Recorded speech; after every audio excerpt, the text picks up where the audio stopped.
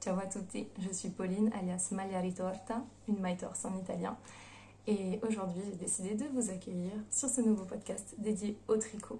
Nous sommes le 31 décembre 2020 et j'ai décidé que 2021 serait l'année des challenges pour moi. Mon premier challenge est de lancer mon podcast dédié au tricot. Et c'est parti, je me lance, j'y vais. Alors, pour démarrer et pour que vous appreniez un peu à me connaître, à savoir ce que j'aime, les coloris, les matières, je veux dans cette vidéo vous montrer quelques projets que j'ai réalisés au cours de toutes mes années de tricot. Je n'ai pas gardé beaucoup de très vieux tricots. Je n'ai pas de mal à me séparer en fait des choses que je fabrique.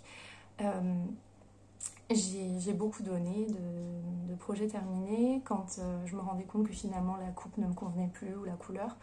Donc je ne vais pas vous montrer des projets très très anciens. Le plus vieux doit avoir 3 ans je pense.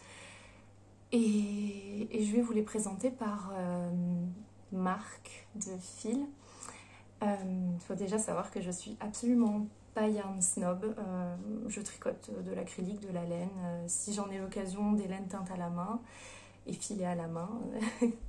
Tout ce qui... Voilà, selon l'occasion en fait. Et pendant longtemps, mon budget m'a pas permis en fait d'investir dans des laines très chères. Et j'ai beaucoup tricoté, surtout au début, des laines acryliques qui venaient de chez Zeman. Qui sont super intéressantes en fait parce que pour 99 centimes on a une pelote d'acrylique certes, mais de 100 grammes. Donc avec un tout petit budget on peut facilement faire un gilet, un pull, des petits accessoires, etc. Et j'en avais beaucoup dans mon stash.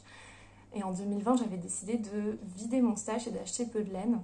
Donc c'est ce que j'ai fait, vous allez voir, j'ai tricoté beaucoup de ce fil là, Royal de chez Zeman.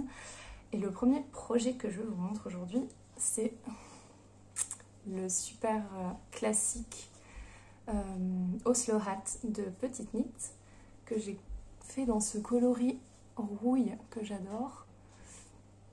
Je pense qu'il m'a pris 2 pelotes et quelque chose, donc vous voyez, pour moins de 3 €, j'avais fait ce Oslo Hat que je porte très souvent, que j'ai déjà retricoté, que j'ai fait aussi en bordeaux, que je vais sûrement faire aussi dans la version mohair, j'aimerais beaucoup le faire, et que voilà, qui est un projet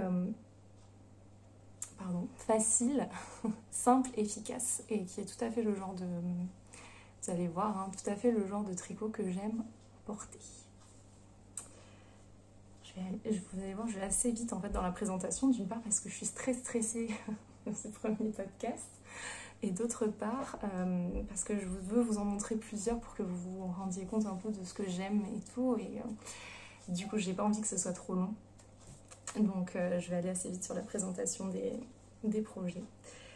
Donc dans ce même fil, mais dans une autre couleur, j'avais tricoté cette année la blouse Cumulus de Petite Knit, que vous reconnaîtrez peut-être pas parce que dans cette matière assez épaisse, c'est vrai que c'est pas courant, parce que normalement c'est un pull qui se tricote avec 2 brins de mohair, je pense, du mohair tenu double. Et c'est un pull qui sur moi est un peu cropped parce que je suis grande et que j'ai respecté toutes les mesures du patron. Donc il me va bien, je l'aime beaucoup, j'adore le porter, il est très agréable, j'ai adoré le tricoter aussi.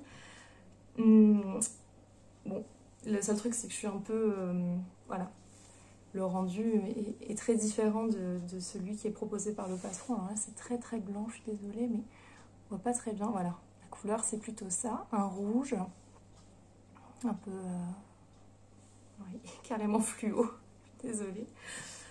Je vais m'éloigner un peu, ce sera mieux, voilà.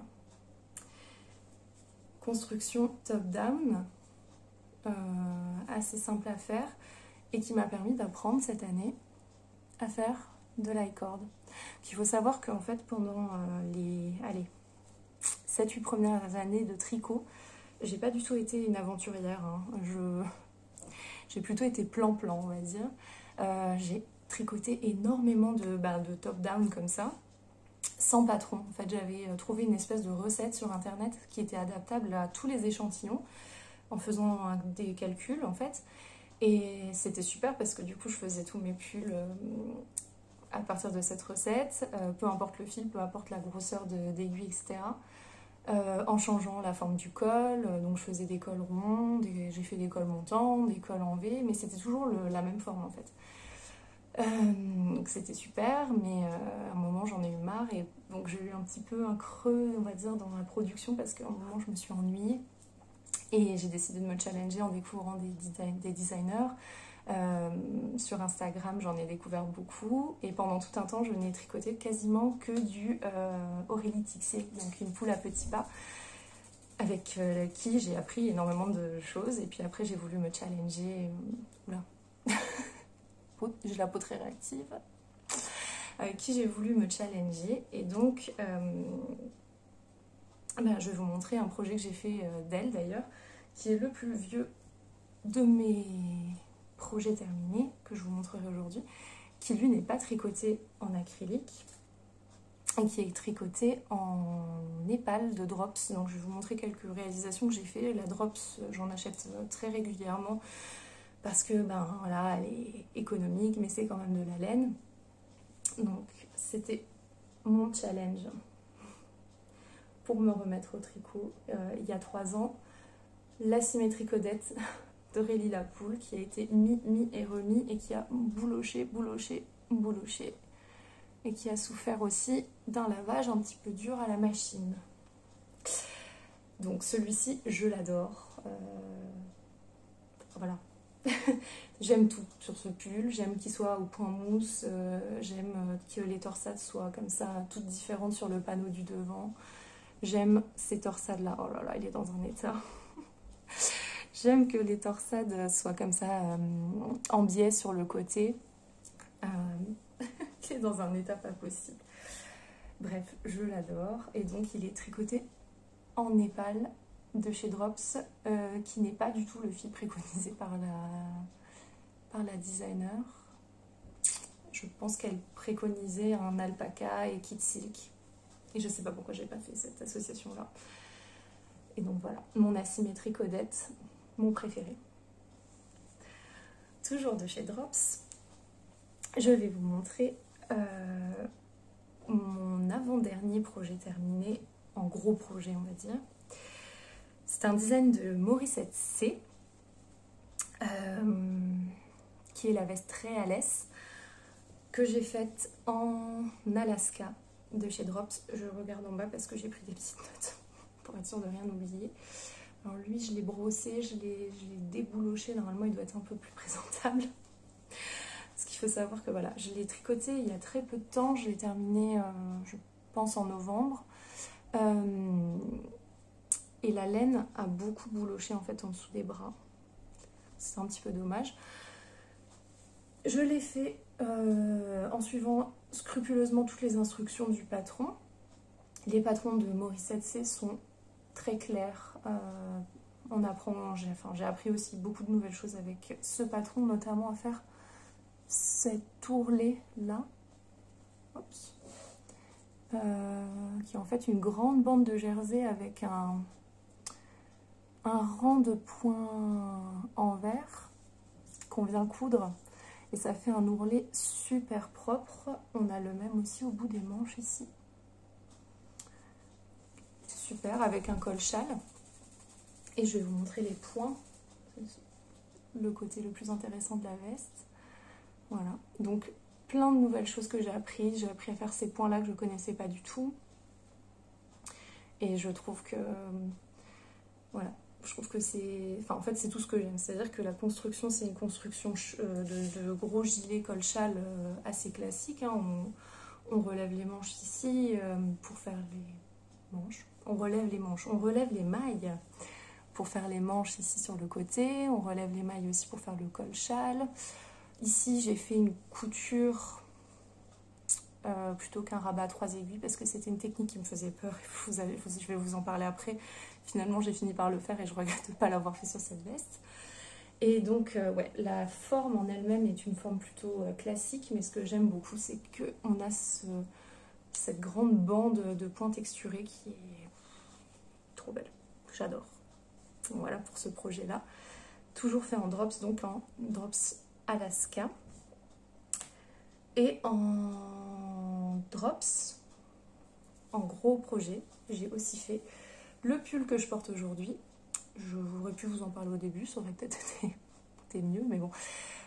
Qui est le pull Ambroise de chez Aurélie Lapoule, Aurélie Tixier, que je porte à l'envers en fait.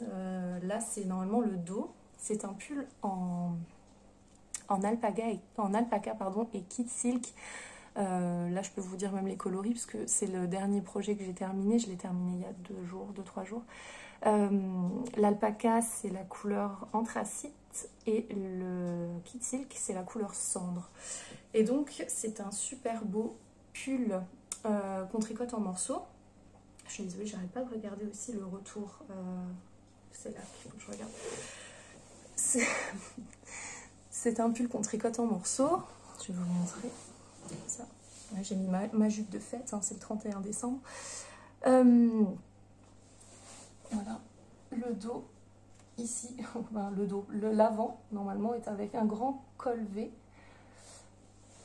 Et donc, tout le long du milieu devant et milieu dos, on a ce jeu de jeté, ici, qu'on retrouve aussi ici au bord des manches. Et c'est plus discret, mais là, au niveau du poignet. Voilà. Je vais me reculer quand même. C'est un très très beau pull. C'est la première fois que je tricote de l'alpaca et du kid silk en même temps. C'est une association que j'adore en fait. C'est super, super agréable à porter. Et ouais, j'ai décidé de le porter en fait comme ça, plutôt que dans le sens normal. Parce que comme le pull est tricoté entièrement en point mousse, quand je l'ai lavé et bloqué, c'est beaucoup allongé, surtout au niveau de l'encolure. Et je me suis retrouvée avec une encolure V très très profonde. Et du coup, ça me dérange un peu de le porter dans l'autre sens. Mais dans ce sens-là, je trouve que c'est plutôt joli. Voilà. Mon dernier projet terminé. Le pull Ambroise d'Aurélie Tixier en alpaca et kid silk. Je pense que ça fait 3 fois que je le dis. C'est pas grave. Toujours chez Drops. Je vous ai dit que j'en avais beaucoup tricoté. Avec les 2 mêmes pelotes. J'ai tricoté des chaussettes. Donc c'est la Fabelle, celle-ci. La Fabelle de chez Drops. Le coloris beige mix, je crois. J'ai tricoté ces chaussettes-là. Avec un panneau de dentelle au milieu et des torsades. Le motif a été très très inspiré d'une paire que j'ai trouvée sur le site d'Hélène Biscotte. De mémoire, là je ne l'ai pas noté, mais je crois que c'était les Earth Flowers Garden, quelque chose comme ça. Si je vous retrouve, je vous l'écrirai en bas. Voilà. Il y a des petites erreurs, notamment sur le côté voilà, de la première chaussette. Quand j'ai fait mon talon, parce que c'est un talon après coup, voilà, j'ai laissé un trou que j'ai pas laissé de l'autre côté. Donc on voit qu'il y a les mailles sont lâches ici, mais j'ai quand même pas laissé un trou comme de l'autre côté. Pas terrible.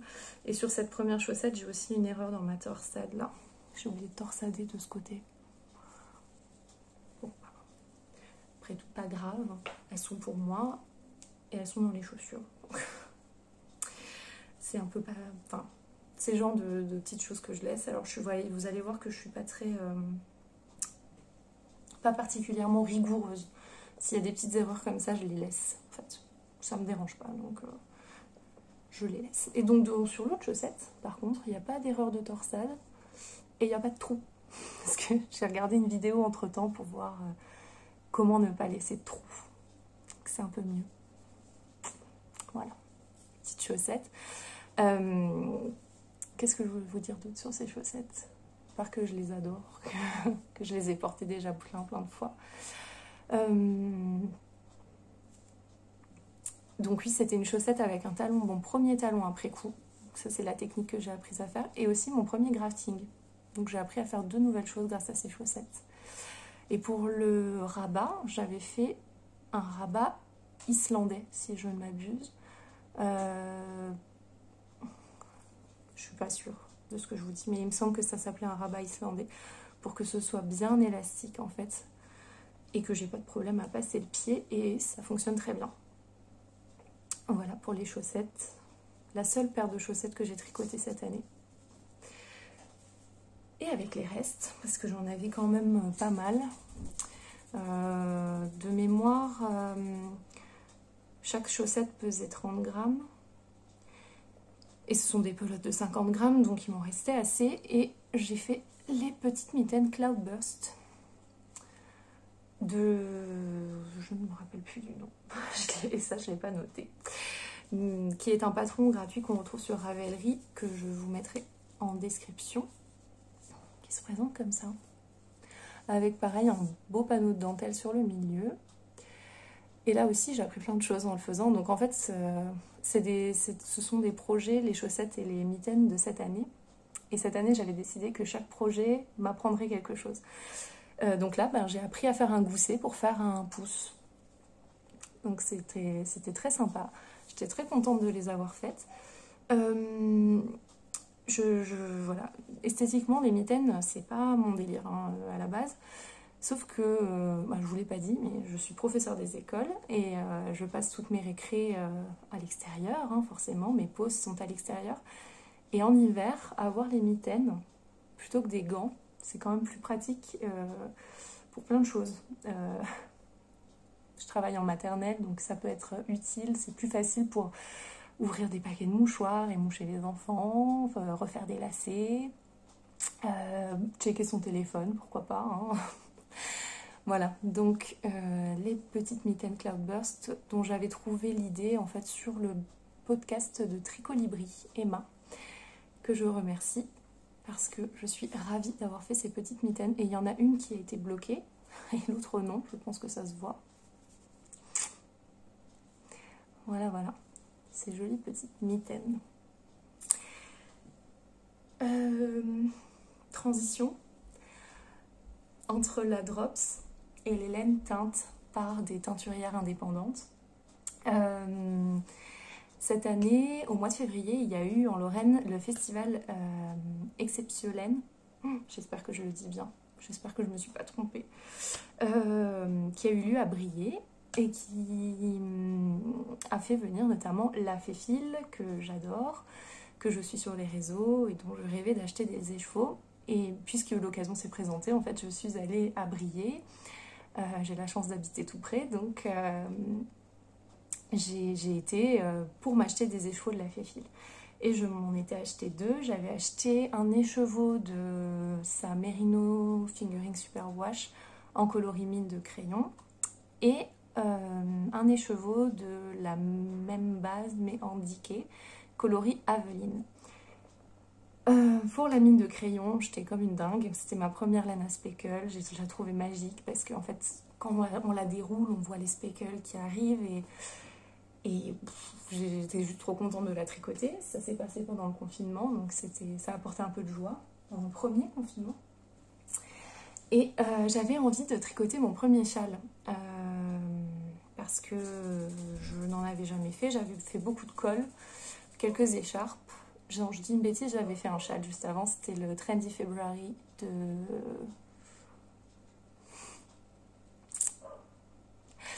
Le Trendy February de Huguette Payette, si je ne me trompe pas. Et si je me trompe, je vous le marquerai en dessous. Donc j'avais envie de faire un deuxième châle et d'apprendre à faire des noppes parce que je trouve que c'est très joli, mais je ne savais pas les faire. Et je suis tombée sur ce patron de Nanou Lily Design sur Ravelry, et j'ai utilisé mon écheveau de La Féfile dedans. Voilà. Et comme j'avais beaucoup de restes dans mon stage de brush d'alpaga de Drops, dans le coloris naturel, j'ai décidé de mélanger les deux pour avoir cet effet un peu poilu ça va se voir. Est-ce que j'arrive à faire une mise au point avec ça? Je ne sais pas. Mais voilà. Donc c'est un tout petit châle, c'est un châle à un écheveau. Je vous montre, je l'enroule tout simplement comme ça. Alors il est très près du cou, mais moi ça me dérange pas.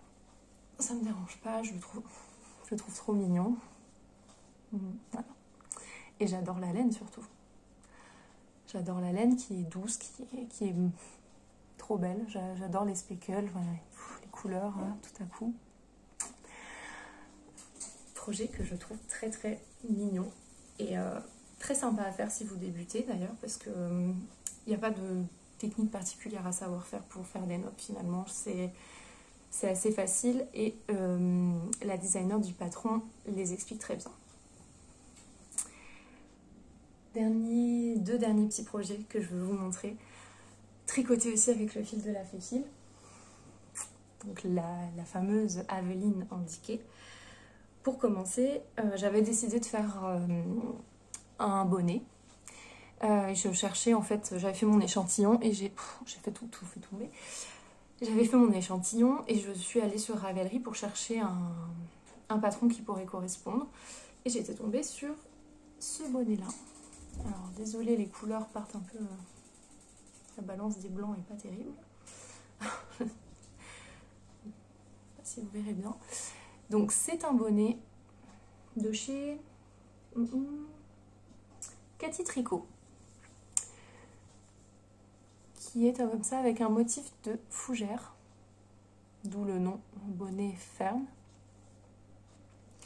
La laine, là vous la voyez très très orange, mais en fait elle est quand même, voilà, là elle est de la bonne couleur. Et ça a été pareil, un bonheur à tricoter. La dentelle est super simple à faire, contrairement à ce que je pensais. En fait souvent quand je vois les patrons, je m'en fais un peu toute une montagne parce que je pense que je vais pas y arriver. Et puis après je me fais un peu plus confiance et je me dis non mais c'est bon, tu vas le faire, ça va aller. Les designers en fait nous prennent souvent bien par la main, donc il n'y a pas de souci. Et voilà, le bonnet ferme que j'ai beaucoup porté cet automne, avec cette belle couleur orange. Et comme il m'en restait encore beaucoup, j'ai fait encore une fois un classique de chez Classique maintenant dans le monde du tricot. C'est le bandeau Frida de chez Atelier Émilie, qui est un patron gratuit. Oups. Voilà, voilà. Oups, le nœud est un peu mal mis sur le mien. Qu'est-ce que c'est? Oh, j'ai un fil qui dépasse. Que vous dire de ce projet? J'ai appris encore une nouvelle technique. J'ai appris à faire du jersey double. Et j'aime beaucoup le rendu. Parce que en fait, ça évite de devoir tricoter en rond. Ce qui n'est pas du tout un problème, hein, mais je sais pas, ça fait un beau tissu. Ça fait un beau tissu doublé. Sur les côtés, du coup, comme on n'est pas en rond, on n'a pas le risque, si on fait du magic loop, de faire soit des échelles, soit quelque chose de trop serré qui ferait une démarcation un peu. Donc, je l'aime beaucoup. Je l'ai beaucoup porté aussi cet automne en alternance. Voilà. Et c'est tout pour mes projets terminés que je voulais vous présenter pour l'instant. J'ai été vite, hein. J'ai été vite, je suis désolée, mais en même temps, je vous ai dit, je voulais pas vous barber en fait avec plein de présentations d'objets et tout ça terminé. Voilà, je vous en ai présenté plusieurs pour que vous vous rendiez compte. Donc, au niveau des couleurs, j'aime beaucoup les couleurs naturelles, le gris, l'ocre, le rouge. C'est surtout ce genre de couleurs que je vais tricoter. Et voilà pour le tricot. Voilà pour les projets que j'avais à vous montrer. Ça vous donne une idée des fils aussi que je tricote. Et je voulais vous montrer aussi en dernier projet fini deux autres petites choses, vous l'avez vu passer furtivement. Je l'adore, c'est Ellie, notre mascotte de classe que j'ai crocheté, parce que je crochète aussi des amigurumi que j'offre principalement Donc là, j'ai offert à mes élèves pour cette année, qui est un petit écureuil, je vais vous la déshabiller un peu, que l'on retrouve dans le livre de patron des petites mains de Cookie. J'espère que ça se prononce comme ça. Les petits animaux de Cookie. Je suis pas du tout sûre de la façon dont ça se prononce. Et là, il s'agit de Susu l'écureuil. Parce qu'on a normalement au projet de partir en voyage scolaire. Pour un voyage centré en nature, en fait, sur la forêt. Donc, j'ai fait un écureuil avec des fils qui viennent de chez Rico. Les fils qui s'appellent Rico Rumi, qui sont, entre guillemets, spécialement faits pour les créations d'amigurumi. Voilà. Je vous montre de plus près. Donc, quand je l'ai faite, je lui avais mis du blush rose et tout ça, mais bon. Comme c'est une mascotte de classe, elle passe souvent en machine, donc elle a perdu son maquillage. Et à la demande des enfants, puisqu'on on a travaillé sur le vocabulaire des vêtements d'hiver et tout ça, ils m'ont demandé de l'habiller parce qu'elle a froid, forcément. Donc je lui avais crocheté aussi un petit snood, si j'arrive à lui passer. Désolée, je la maltraite un peu. Hop, et un petit bonnet. Et comme c'est une super mascotte et qu'elle est super gentille, à Noël, elle a eu le droit d'avoir sa petite paire de moufles sur laquelle il y a un pouce qu'elle n'a pas, mais voilà. Le patron des moufles, je l'ai piqué dans les amis de Picapo. Voilà, qui était sur le patron du loup, si je ne me trompe pas. Et donc voilà, quand elle est complètement habillée. Et en version amigurumi estivale, je vous en montre un qui est chez nous, par contre celui-ci, qui est Paride, le cochon, qui a été offert, que j'ai offert à mon chéri. Et celui-ci, il vient du livre de Picapo, et c'est les amis de Picapo. Voilà. Donc il ne s'appelle pas Paride normalement, hein. Il a été renommé par mon copain quand je lui ai offert. Voilà. Pour les amigurumi, vous risquez d'en voir plusieurs arriver sur le podcast, parce qu'il y a pas mal d'enfants qui arrivent dans mon entourage, et que pour moi, c'est toujours un grand bonheur de leur offrir des amigurumi crochetés en cadeau de naissance. On va passer à la dernière partie du podcast, la partie en cours / projet pour 2021. Hey, c'est la Pauline de 2021 qui est là aujourd'hui, parce que pour une raison que je n'ai pas compris, la fin du podcast d'hier ne s'est pas enregistrée, donc j'étais en train de faire le montage. Et du coup, moi, je profite d'avoir un petit peu de temps pour vous filmer la fin quand même. Et vous souhaiter également une bonne année, bien sûr. Donc, dans la fin du podcast, je vous avais parlé de mon seul en cours que j'ai en ce moment, qui est la mosaïque blanquette de chez Pearl Soho, qui est un patron gratuit, qui est super pour apprendre à faire du point mosaïque, qui est un point en fait un peu, comment dire, il est très impressionnant quand on le voit comme ça, mais en fait qui est super facile à mettre en place, parce que contrairement à du jacquard, on n'a pas besoin de gérer 2 fils à la fois sur un même rang. On tricote chaque aller-retour avec une des couleurs. Donc c'est super facile à faire. C'est un encours que j'aime bien, mais qui est long puisque c'est une couverture. Et il va falloir que j'accélère un petit peu la cadence. Je vous mets une photo pour que vous voyez à quoi ça ressemble. Et donc oui, je disais, il faut que j'accélère un peu la cadence parce que c'est censé être un cadeau de naissance, donc il va falloir que je me dépêche un petit peu. Et ouais, c'est le seul en cours qui me reste de l'année 2020 du coup. Et voilà. Je vais pas vous parler maintenant de mes objectifs tricot pour l'année 2021. C'est vraiment des objectifs, on va dire, c'est pas des projets précis. Même si dans mon Make 9 que j'ai publié sur Instagram, j'ai mis des patrons parce que pour l'instant, ce sont ces patrons-là qui m'inspirent, mais rien ne dit que je vais pas décider d'en faire d'autres pour travailler les mêmes techniques. Donc je vous invite à aller voir mon Make9 2021 sur ma page Instagram que je vous mets en lien là en dessous. Mes objectifs, ça va être d'apprendre de nouvelles techniques, notamment le jacquard, la brioche. Ce sont deux choses qui me font un peu... Voilà, je suis un peu réticente, j'ai un peu peur parce que j'ai l'impression que c'est assez compliqué de gérer la tension, etc. Le point brioche, j'ai déjà fait un essai en fait l'année dernière et j'ai assez vite abandonné parce que je me suis un peu découragée en fait. J'ai fait quelques rangs et en fait j'ai vu que rapidement j'avais fait des erreurs et ça m'a découragée. Donc là je vais m'accrocher puis je vais y arriver. Et j'ai envie de découvrir de nouvelles designeuses et surtout d'apprendre à vraiment tricoter des patrons en anglais parce que pour l'instant j'en ai tricoté peut-être qu'un ou deux et ouais, de pas me limiter à des patrons en français parce que finalement tricoter en anglais c'est pas plus difficile. Voilà pour mes petits objectifs. Et oui, objectif aussi, ça va être la boîte de bas que je vais lancer aujourd'hui puisque je vais faire mon caston tout à l'heure. J'ai apporté la laine avec moi, donc hop, je vais vous la montrer.